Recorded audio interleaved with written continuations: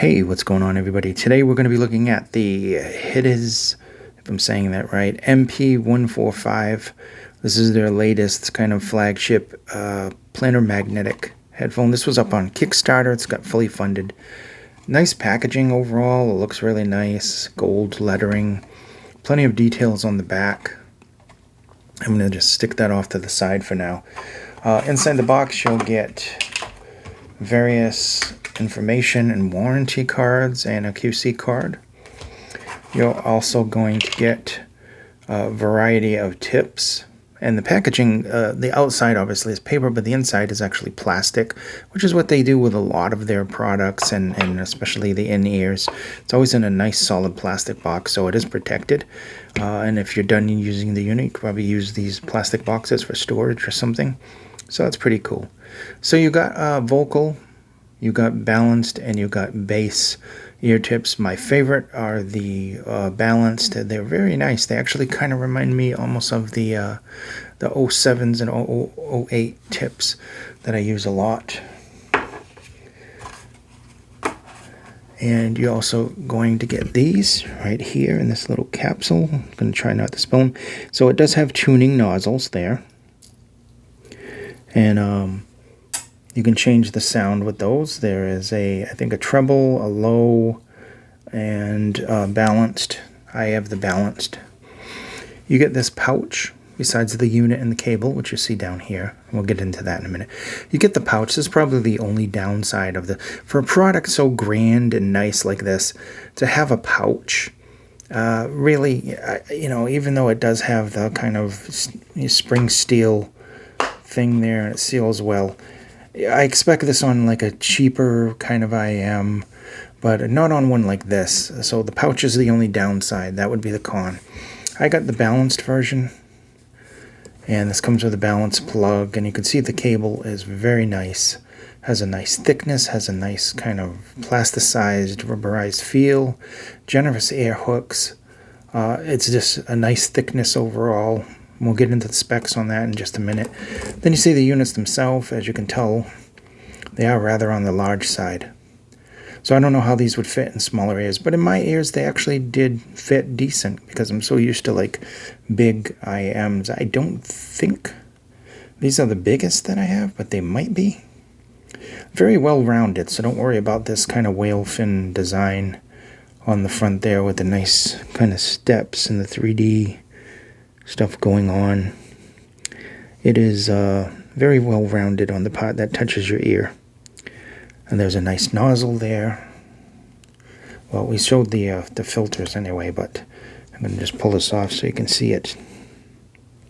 And you would just unscrew that and then put your own nozzle on it, and I'm going to tighten that back up. These are the tips that I like the best, the balanced tips. So overall, it's a really nice looking and solid built IM, and I found it comfortable. Isolation is good. That depends on, the tips in your ear itself. Obviously, if you're a smaller ear, it may be, too big for your ear. Who knows? I don't know. For me, I'm judging it as very comfortable, and isolation was very good. And I assume that's a vent there. I am not 100% sure. So very nicely made. I'm going to put those just like right there right now. Very cool design as well. Quite stunning. Probably one of the most unique ones I've come across in a long time. These are the bass tips.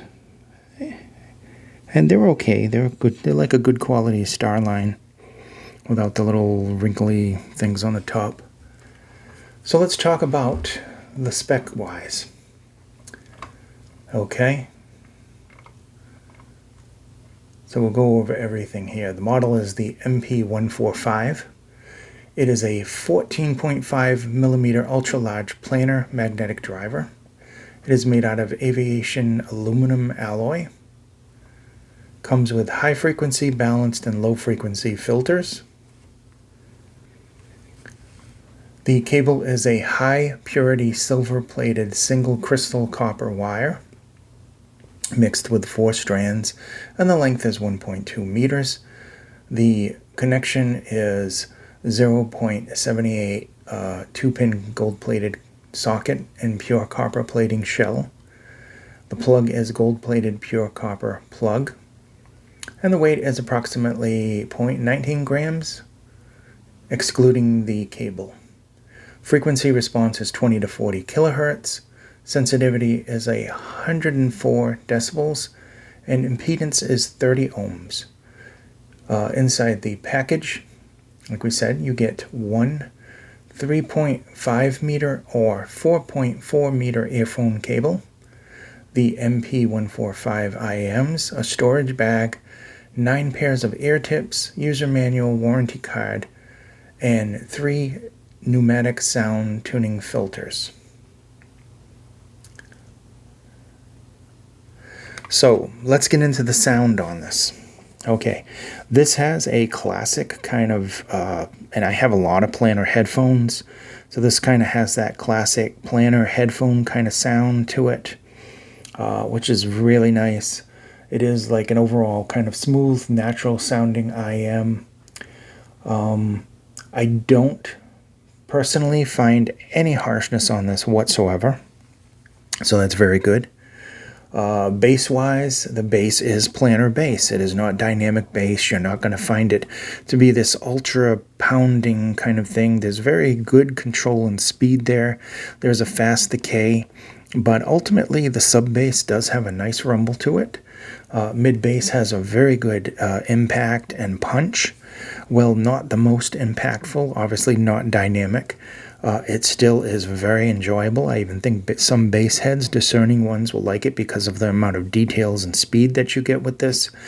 It does handle just about every track that I threw at it, including some speed metal tracks. Maybe not the greatest for speed metal out there, but it still does a decent job of keeping up and being more of an all-arounder. Like I said, there's very, very good kind of just natural kind of bass going on here in the sound. Getting into the mids are very good. They're lush. There's some decent body there. Both with the bass and the mids is excellent texture going on. Excellent speed, and they're not, they may be smooth, but there is still some good details there, and there is just an enjoyability. It's hard. It's not harsh and it's not dull. So that's very good. There's good energy going on there. I found that vocals sounded really, really good.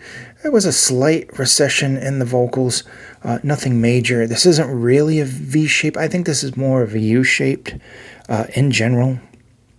Excellent presentation on the mids, though. They have a good emotion to them, and there's really nice kind of air and separation going on as well. Moving into the treble again, very, very kind of smoothed over. There is detail. It's kind of like really organic sounding, like the cymbals and everything crashing. It handles them well. There's excellent separation. And overall, just up the field is really good kind of note weight going on and speed there. So, not the most energetic highs out there, but very well controlled and with a decent detail, as well as a nice kind of rounded smoothness to them. So I would say ultimately that the treble sensitive people would like this as well, because there is a nice kind of sound going on. And with other reviews that are out, you have to remember the equipment that's being used. This is a planar magnetic headphone, and while it may not be the most powerful one out there, it's not 100 ohms or anything else like that, it still needs power to get it going. There are some that don't need power, like the S12 and stuff like that, although they do scale well. This one kind of needs power, so if you're using strictly some kind of lower end kind of dongle thing and not using a powered amp, I mean, with all my reviews, I use like the V6, which is my DAP that I like to use a lot. I got a couple of other DAPs, and of course, my main thing that I use all the time is the Griffin. We have the Griffin. We have the TK2 amp. I have my Burson back here, and also an SMSL, but that's a tube. I'm not going to use that with this one. And we also have the Uno, which is a great portable with a lot of power, and of course like a dozen dongles, but mainly for dongles I use the XO from the same company. I use the M15, and I use the Fosse DS1 and DS2, and a couple of DD Hi-Fi ones, but mostly those. And that's it. And I got a couple of Bluetooth ones that I use as well, that I just started using, especially when I'm out. I take them with me. So it comes down to what you're listening to. I run at least 10 different units, from desktop to dongle to battery-powered amplifiers like the Griffin, which does an excellent job with everything. And then you get kind of take an average of how it sounds on the different things. I wouldn't even dare run these straight from the phone, to be honest, especially being a real planar magnetic, especially a large one. So that said, very good bass. It's a natural bass. It's a planar bass. It's got some good kind of thump to it. Maybe not the most impactful. It doesn't have that dynamic impact, but it does have that nice kind of power, low end rumble to it, and speed and definition there. You get into the mids, like I said, they're kind of rich. There's good body there, overall good energy there. They just really sound kind of rich and lush sounding. You get into the treble, and the treble sounds good. It's detailed. It's kind of just natural sounding. Everything sounds good, and everything is placed. All the notes are placed in the right place. And then we get into the sound stage, and the sound stage is nice. Don't get me wrong, the sound stage is nice. And I should say that there is, like the upper mids, there is a kind of neutrality to the vocals, and to the notes in general. They're kind of neutral sounding, and they have good transparency and clarity there. Even though this is a U shape, and there is a little bit of a drop there, recession in the lower mids. The rest of the mids do fine. They're not overly bright. They're just right where they should be, to be quite honest. But soundstage, excellent positioning. Imaging is spot on. There's good air there. There's also just decent overall width in the field and depth. So it's a good wide soundstage. It would work excellent for gaming, no doubt. They would definitely work good for gaming. I have no problem saying that whatsoever, because I gamed with them. And they did a good job, especially with a decent kind of fast bass, gunfire, and you can hear steps very clearly and everything. So excellent overall. The only cons with this unit that I can think of, because it's just an ultra pleasant, and I use that word when I like something. I find it pleasant. I find that everything has a good coherency. It fits together well. It becomes pleasant. Like you talk about, like the cadenza, that was pleasant. This is pleasant with a plus. It's a little more pleasant. It's a little more of everything. This is actually like, I automatically just threw these, after listening to these for like 3 hours, I made room in my favorites case, and these were in the favorites case. And there is a couple of new ones in there. The S12 Pro's in there. That's another good one. But this one just has a little bit extra kind of stuff going on with it that I like.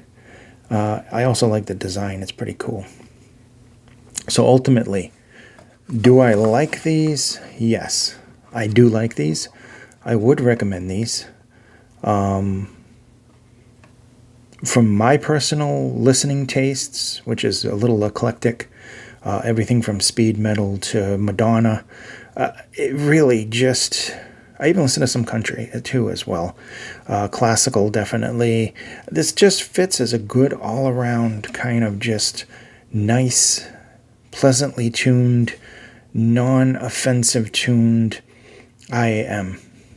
Now, that could change depending on your equipment. If you're using lower-end equipment, which I didn't. Sometimes I do test things on lower-end equipment, like straight from a phone. When I can do straight from a phone, because my phone doesn't have the thing anymore. But